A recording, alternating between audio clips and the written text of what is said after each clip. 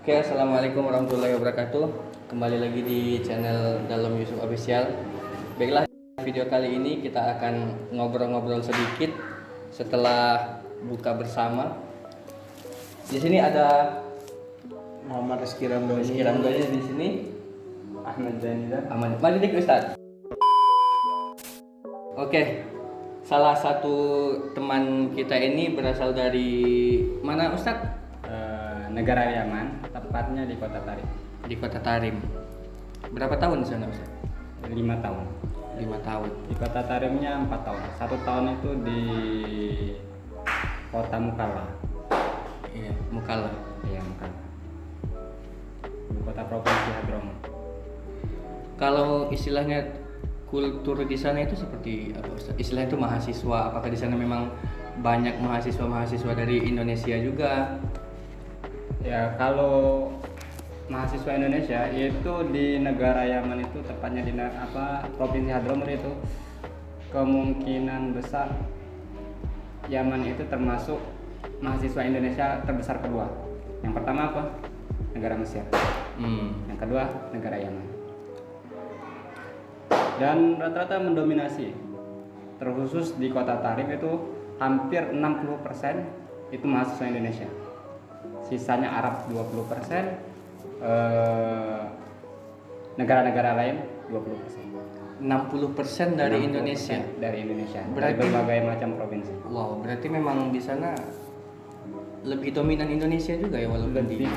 Lebih dominan orang Indonesia. Oke. Ada yang ingin saudara Doni tanyakan? Itu kalau nggak salah Yaman itu S2-nya Ustadz Abdul Somad, bukan? Bukan. Abdul Somad itu kalau nggak salah kalau S2-nya itu di Maroko. Oh iya Mar. Kan S1-nya di Mesir, Abdul Somad S2-nya di Maroko.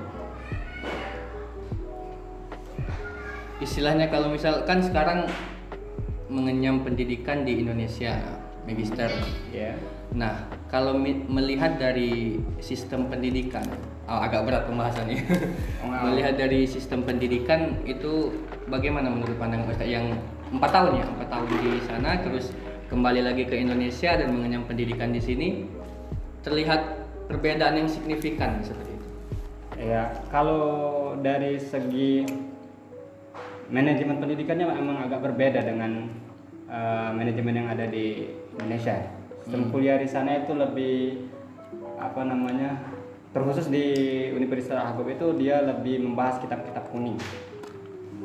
Kitab-kitab Di Indonesia biasanya kitab-kitab kuning itu yang tebelnya kayak gini, itu kadang bertahun-tahun dipelajari. Iya. Kadang 5 tahun, 6 tahun baru selesai. Tapi kalau di sana enggak, kita ditargetnya 1 semester kadang.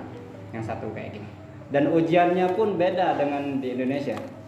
Ujiannya emang satu kitab beneran, dan itu emang dipahami waktu ujiannya. Bahkan di sana itu saking sulitnya itu bukan banyak sih, ada sebagian mahasiswa itu sampai bertahun-tahun sampai nikah di sana belum lulus juga. Oh gitu. Kan di situ itu karena beasiswa. Jadi ketika kena berapa pelajaran nih, ada targetnya kan beasiswa. Ada targetnya, ketika nggak sampai target, misalkan dia kena satu pelajaran itu ngulang 1 tahun. Nggak sama sekali ikut pelajaran kuliah. 1 tahun berhenti bener. Di situ baru lanjut tahun depan. Jadi kadang ada yang sampai 9 tahun di sana, 10 tahun belum selesai juga. Bahkan sampai punya istri, punya anak di sana.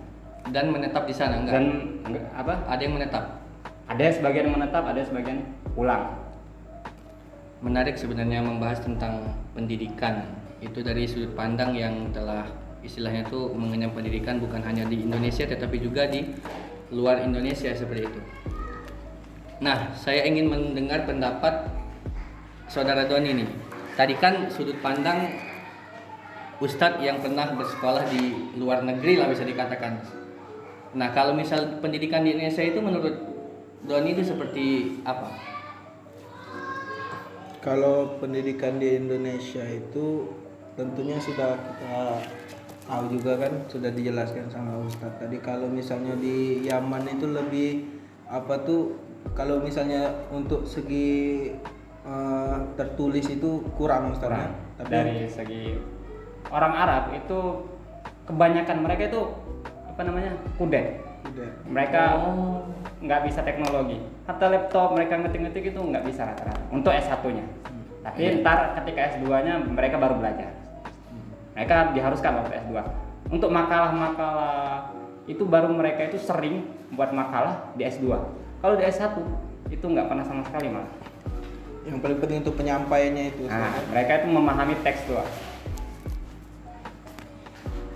Makanya di Indonesia itu kelebihannya ya dari segi penulisan suatu karya ilmiah itu lebih bagus jauh dibanding negara Arab yang lain. Hatta yang Mesir itu S1-nya juga kayak gitu. Pertama kali Danizar berkira istilahnya mungkin di Yaman aja karena negaranya nggak maju, akhirnya mungkin pendidikannya juga kurang maju kan untuk masalah teknologi. Ternyata negara Arab lain pun hampir sama. Salah satu dosen kita kan pernah ngomong Dr. Abdul Razak ketika pengalaman beliau kuliah di Malaysia, itu beliau cerita curhat bahwasanya banyak orang lulusan Timur Tengah itu nggak bisa bikin makalah, nggak bisa proposal, nggak bisa. Yang bikin mereka itu lama kuliah di Malaysia itu kan karena mereka itu pembuatan karya ilmiahnya yang nggak bisa.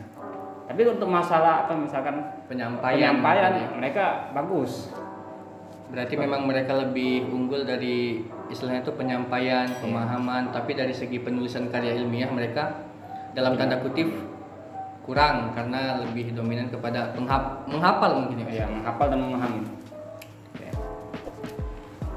Berbicara tentang pendidikan di luar dan pendidikan Indonesia, Don ini kan sebagai guru di salah satu sekolah negeri di Kota Palembang.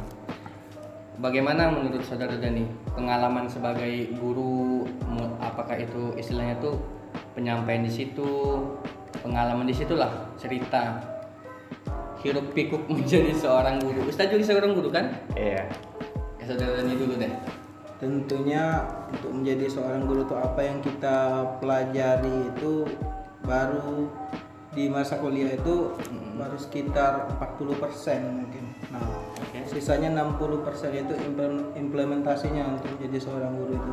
Tentunya berbeda kan. Kadang kita menyusun format RPP itu kan sesuai, tapi keadaan di lapangannya itu tidak sesuai. Nah, jadi kita tuh harus pintar-pintar bagaimana menempatkan diri seperti itu kan.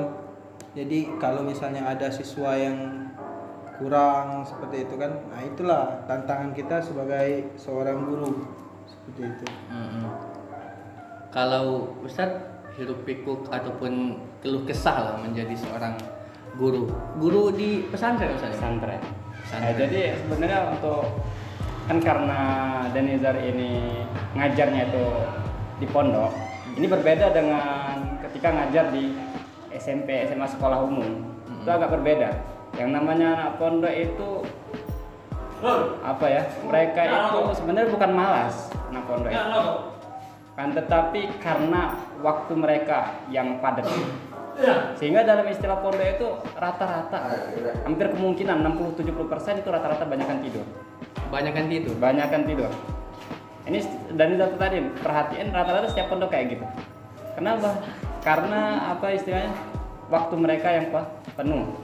Dan istilah kalau di sekolah umum itu nggak ada, dan kita pernah lihat orang tidur di waktu di kelas, baik itu SD, SMP atau SMA. Kenapa? Karena mereka itu waktunya nggak terlalu padat dan mereka itu banyak hiburannya. Berbicara tentang guru ya, hiruk pikuk ataupun keluh kesah menjadi seorang guru, Doni sudah merasakan dan mungkin kita di sini sudah pernah merasakan seperti itu. Yang istilahnya itu bagaimana tanggapan kalian terhadap sudah rahasia umum kalau misal gaji guru honorer itu sangat kurang daripada cukup. Bagaimana pendapat Doni dulu deh? Nah itu kan ada soal UTS kita kan? Iya, analisis kita bagaimana tanggapan kita sebagai seorang guru, di mana guru honorer itu pemerintah itu belum mampu seperti itu kan untuk mesejahterakan guru. Nah, dan di satu sisi pemerintah juga melaksanakan program sekolah gratis itu kan. Nah, itu menjadi satu kebimbangan. Jadi ada dua solusinya. Kalau misal dicari, ini juga bukan solusi sih sebenarnya.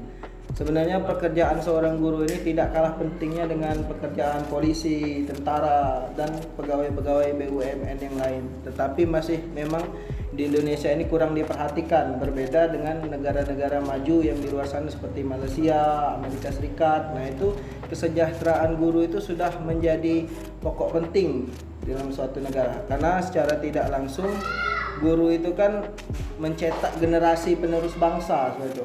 Jadi kalau menurut saya ada dua solusinya. Yang pertama itu kalau misalnya itu sekolah itu menerapkan lagi sistem SPP di sana, sekolah-sekolah negeri itu kan, itu untuk mendukung program kesejahteraan guru kalau sekolah itu berbayar. Tapi dengan kata lain tadi, kalau seandainya sekolah itu berbayar, maka tidak sesuai dengan program pemerintah. Sekolah gratis tadi. Nah, itu menjadi kebimbangan. Kalau sekolah berbayar,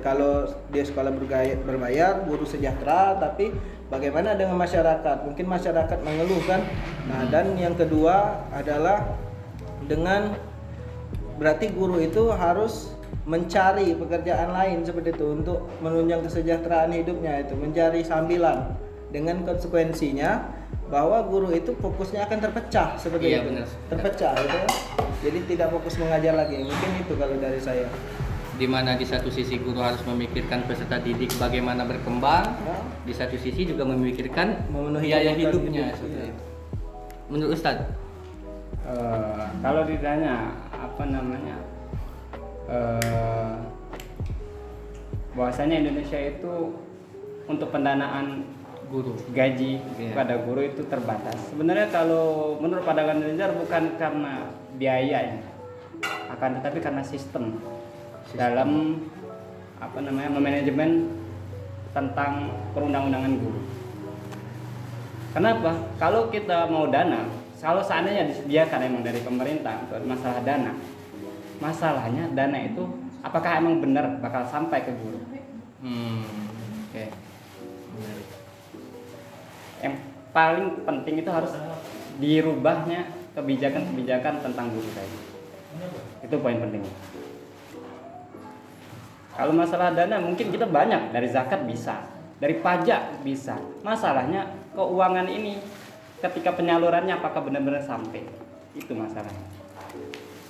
Dan juga kebijakan kalau sekarang ini pengangkatan guru yang PNS itu sebenarnya bisa diatur. Masalahnya kadang ada pergantian pengangkatan itu nggak seimbang.